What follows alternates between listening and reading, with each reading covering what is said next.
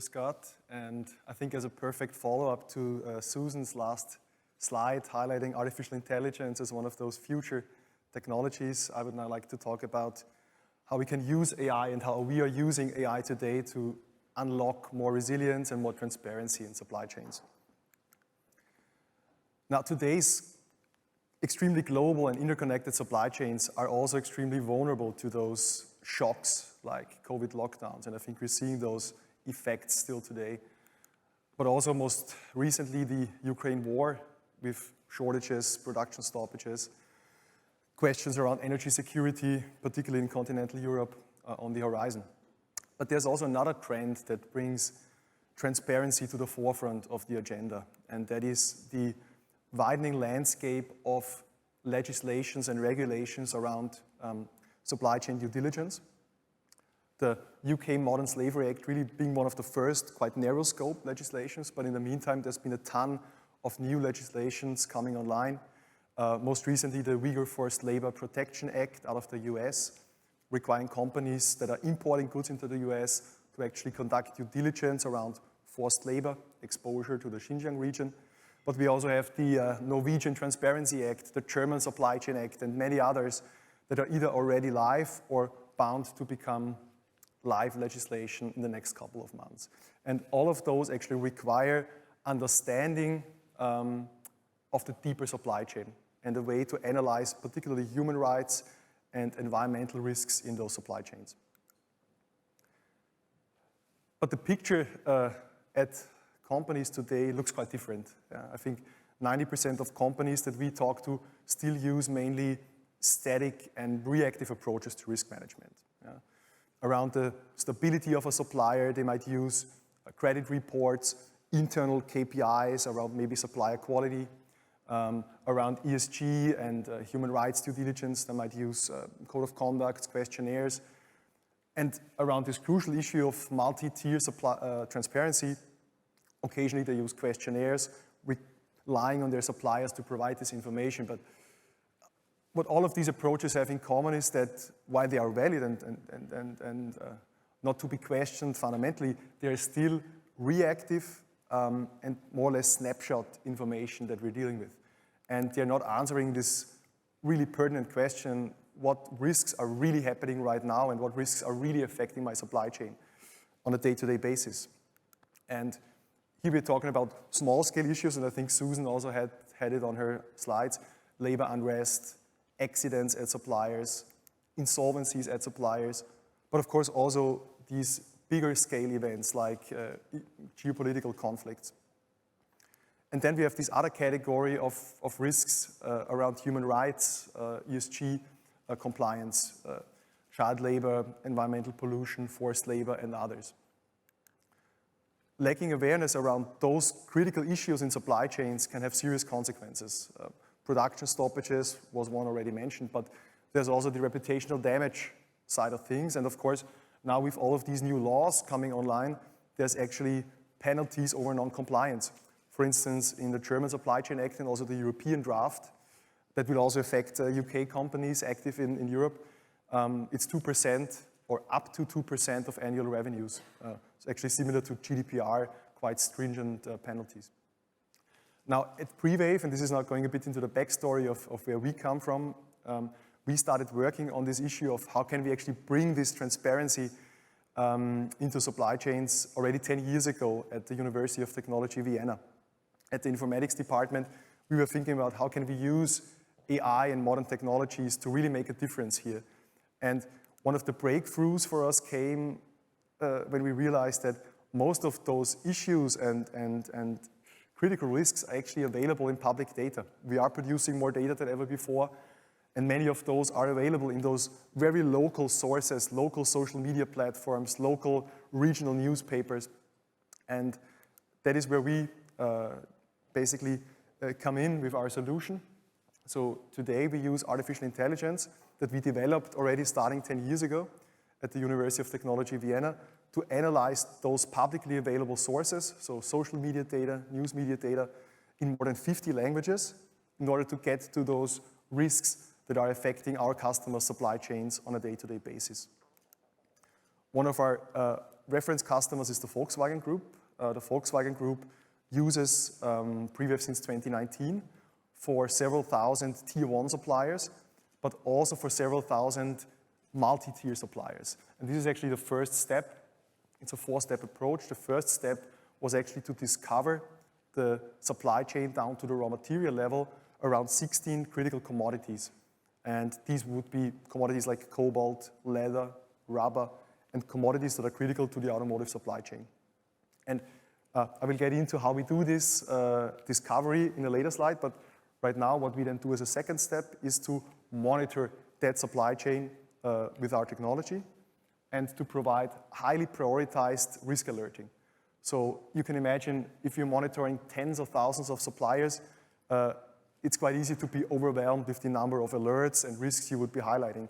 And this is precisely what we've been working on over these last 10 years, is how to narrow this down to a really digestible and actionable number of risks that we're highlighting. At Volkswagen, and this is step 4, for all of these tens of thousands of suppliers, we are highlighting on average 5 red flag alerts per week. And these would be alerts that then a team at Volkswagen follows up on.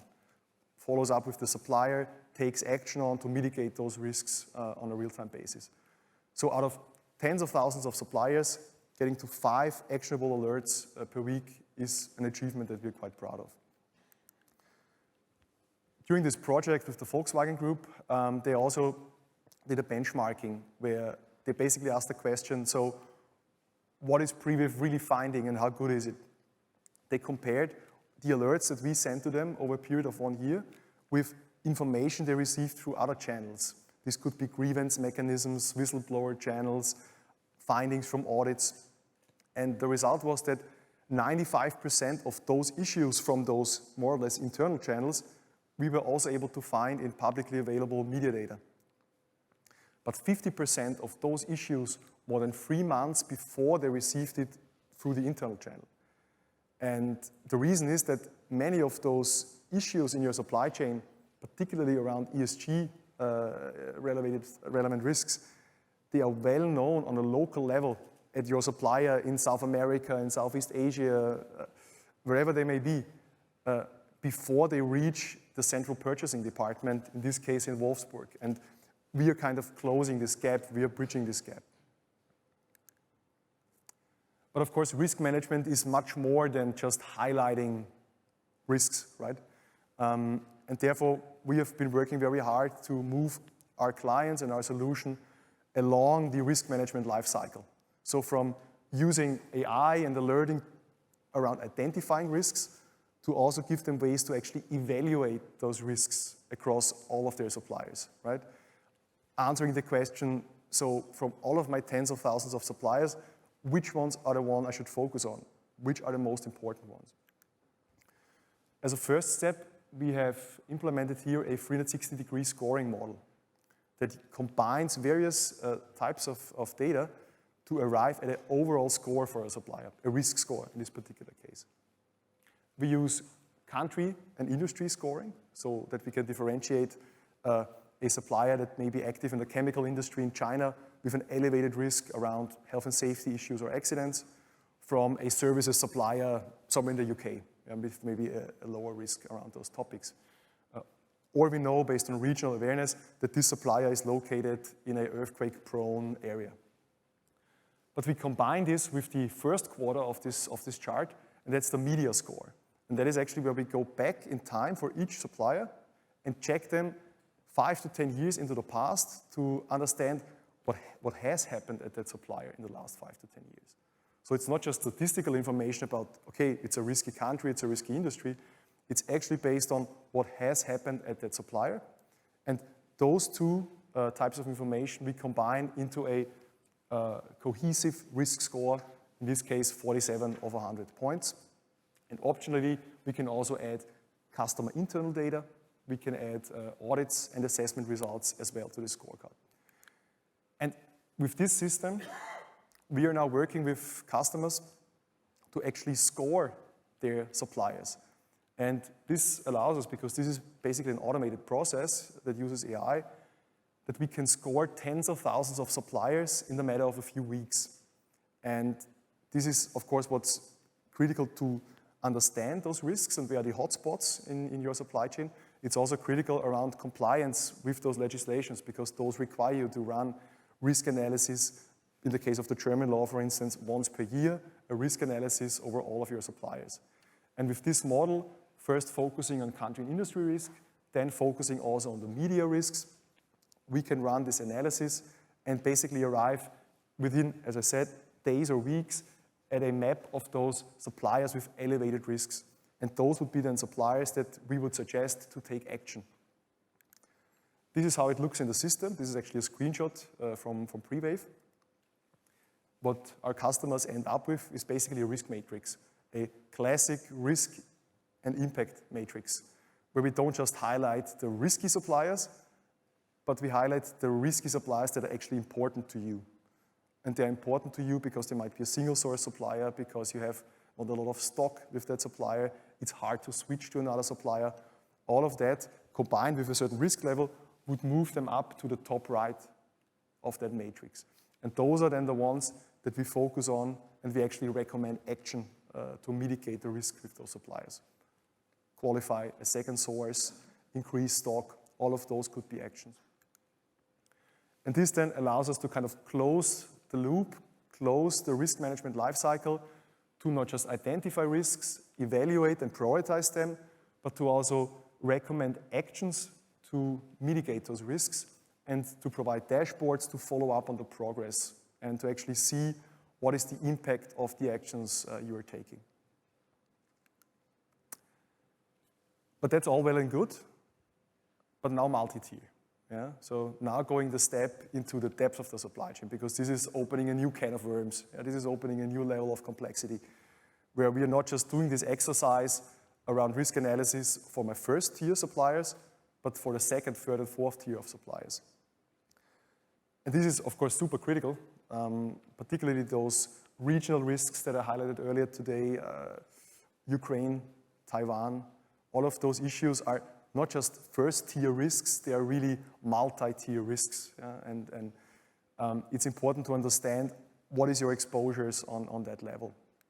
And here we have an approach that also uses AI that combines various data sources to arrive at this transparency. And just like we do on the scoring side, we also do it on the multi-tier transparency. We start with public data.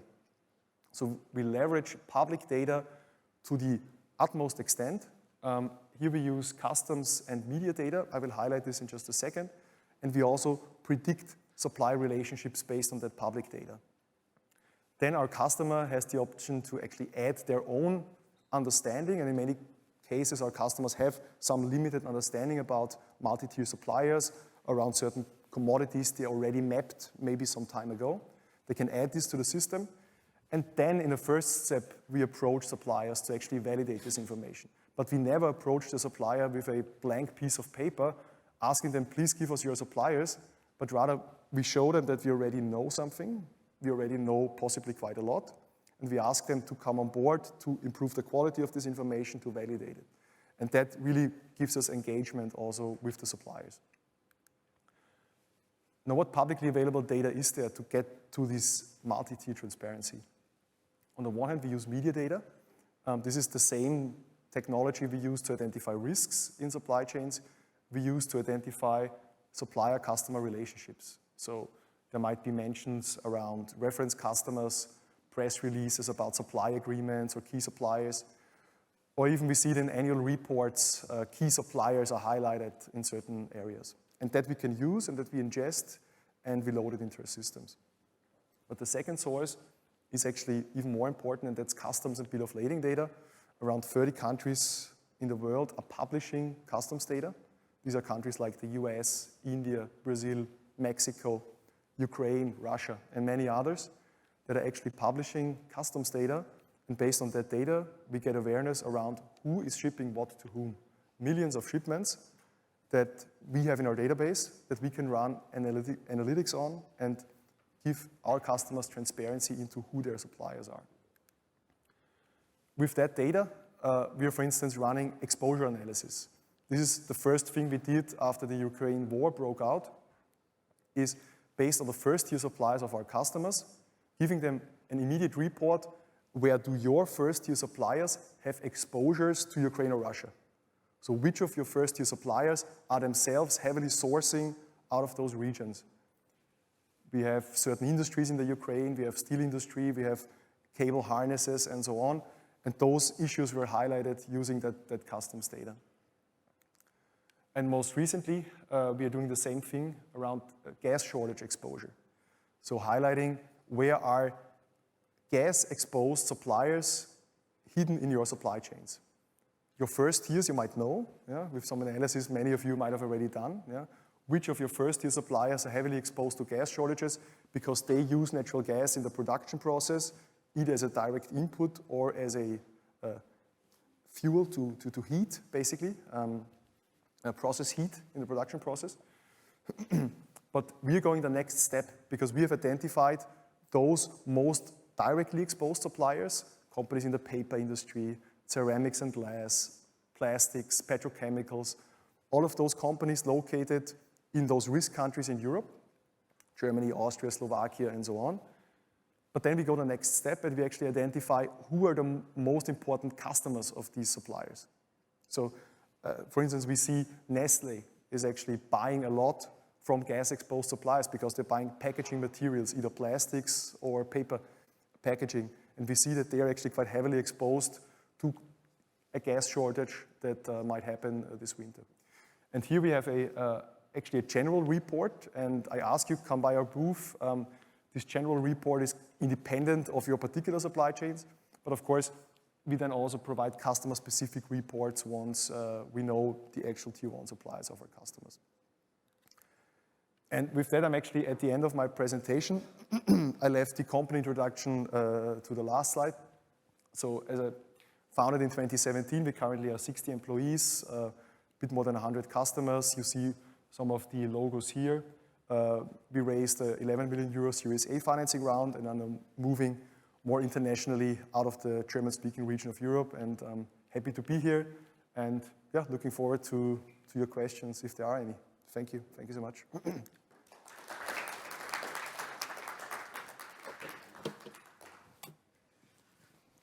Thank you, Harald. Really interesting to see what you guys are doing. Do we have any questions from the audience? Yes, could we get a microphone down here, please? I've got a couple of questions here that have come in from our virtual audience as well. I'll be back with you in a second. One here, what would be your advice to business leaders looking to add AI technology into their supply chains? A bit self-serving advice, but the advice would be to not do it with your own IT departments. Yeah? Use off-the-shelf solutions that already have what you need developed and are standardized around this use case. We see it in many cases. The IT departments are creative, they want to do something, they sometimes have resources, and then they want to build something, but then it's never really where it should be, and they end up trying to develop solutions that others have worked on for 10 years internally, not getting them to the level where they want to be. So where you can buy off-the-shelf solutions, there's not just Prewave, there's many others. It's typically a better solution than, particularly when it's around external risks. Yeah? When you're working with internal risks, it might make sense to do something internally, but external risks, I think they can be bought off the shelf. Okay. All right, could you start by saying your name, where you're from, please? Yeah, okay. Michael Swan Procurement here. Hi. Thank you very much for your presentation. It looks like a great product. I just got a question about the reliance on the social media aspect. How do you sort of ensure that the information is credible or fact-checked? Because obviously there's a whole load of stuff that gets put out there. Not all of it's true. So I'd just be interested to know how you filter that. Thank you. Yeah. So of course, this is, like social media gives you a lot of opportunities because you can be more on the grassroots level, right? But there is these pitfalls as well, right? To all of a sudden be at the mercy of somebody writing 140 characters on Twitter. This is what we've been working on over the last 10 years, but to give you like the two main strategies that we have is, first of all, use AI to understand the relevancy of each individual post. What I mean by that is somebody writing on Twitter, my Siemens washing machine is striking. Yeah? Siemens, strike, but it's obviously completely irrelevant. That's the first use of AI. But the second use of AI is actually this is where I think it gets to your question, we are never considering just a single posting. Yeah? So when there's some, let's say, labor strike at a supplier, typically there's a bunch of Twitter posts, there might be some YouTube videos, there might be some actual news media coverage around it. And by combining these sources and understanding, hey, they all belong to the same issue, you can then derive a more credible alert out of this group of sources. Yeah? And if the New York Times is writing about it, it's probably legit. If 50 people are writing about it, it might also be more legit than if just one person is writing about it. So with that type of analysis, we can arrive at those alerts in a credible way. Yeah. Okay, thank you for your question. Got another one here from our virtual audience as well. It says, how can you use AI to identify internal risks on contracts? So, for example, raw materials prices to be more proactive in your negotiations. I mean, around pricing, yes, that is an important issue. We have a module that's called commodity monitoring. And that is actually where we allow our customers to monitor the risk development and price development around certain commodities they're buying. It could be really any commodity that you're purchasing. It could be steel, could be any kind of components that you're purchasing at large quantities. And if they're publicly traded on exchanges, as is the case for certain base metals, for instance, we're actually showing the price development and giving our customers also alerts when prices are bound to increase or dropping quite fast, because it's often the case that suppliers negotiate prices up when prices go up, but they don't negotiate down when prices go down again. I think we know this as consumers, but it also happens in the purchasing department. And we are also giving alerts around those topics. Not sure if that precisely answers the question, but that's what comes to mind. Yeah. Okay. All right. Look, it looks really interesting platform for sure. Thank you so much for sharing it with us today, Harald. Thanks, you. Scott. Thanks, everybody.